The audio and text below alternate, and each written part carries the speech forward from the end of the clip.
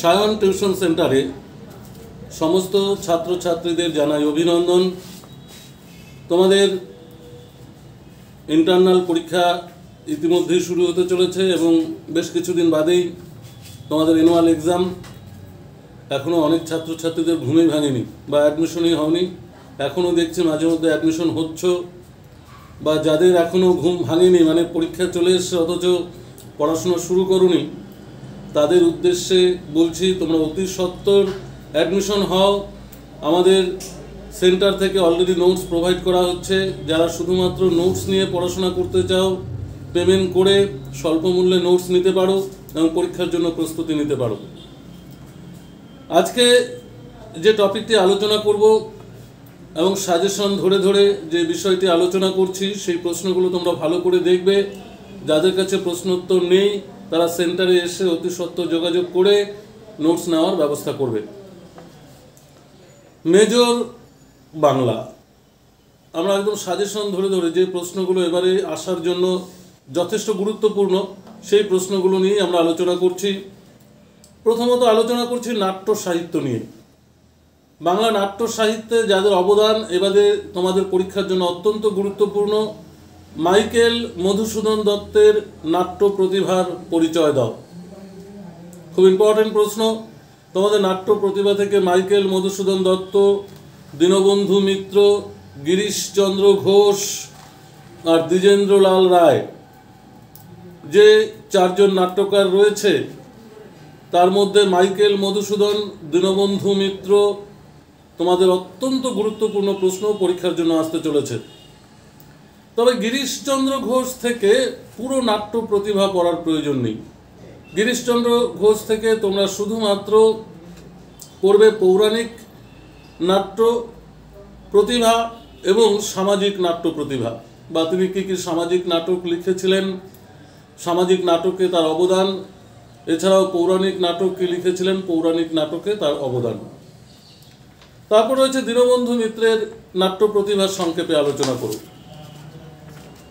আর হচ্ছে দ্বিজেন্দ্রলাল রায় এর নাট্য প্রতিভা আলোচনা করব। এবারে আমরা যাব যে ছোট গল্পকার, যদি আমরা বলি ছোট গল্পকার রয়েছে। ছোট গল্পকার রবীন্দ্রনাথ এ বিষয়ে একটি নাতিদীর্ঘ প্রবন্ধ রচনা করো, অর্থাৎ ছোট গল্পে রবীন্দ্রনাথের প্রতিভা আলোচনা করো। তোমাদের ছোট গল্পের মধ্যে রয়েছে রবীন্দ্রনাথের ছোট গল্প রয়েছে, তারপর প্রমথ চৌধুরীর ছোট গল্প রয়েছে, নারায়ণ গঙ্গোপাধ্যায়ের ছোট গল্প রয়েছে।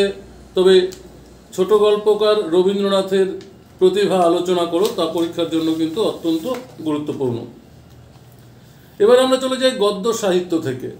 গদ্য সাহিত্যে ফোর্ট উইলিয়াম কলেজের লেখক গোষ্ঠীর অবদান আলোচনা করো। এই কোশ্চেনটাকে অনেকভাবে ঘুরিয়ে দিতে পারে যে ফোর্ট উইলিয়াম কলেজ কবে, কোথায়, কি উদ্দেশ্যে প্রতিষ্ঠিত হয়েছিল।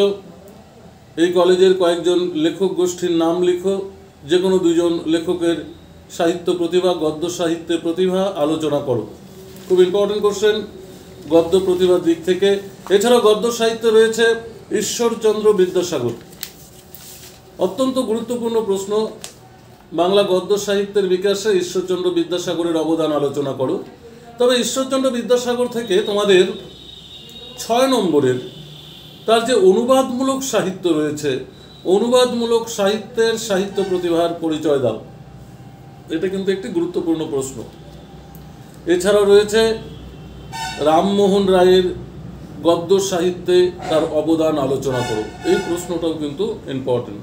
তাহলে গদ্য সাহিত্য থেকে যেগুলো আমাকে পড়তেই হবে, Ishwarchandra Vidyasagar, fort William college এবং রাজা রামমোহন রায়।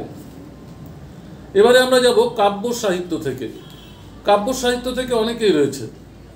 বিহারীলাল চক্রবর্তী রয়েছে, মাইকেল মধুসূদন দত্ত রয়েছে, ঈশ্বর গুপ্ত রয়েছে, তারপর রবীন্দ্রনাথ ঠাকুর রয়েছে, কাজী নজরুল ইসলাম, জীবনানন্দ দাশ, যে নামগুলো বললাম অত্যন্ত গুরুত্বপূর্ণ।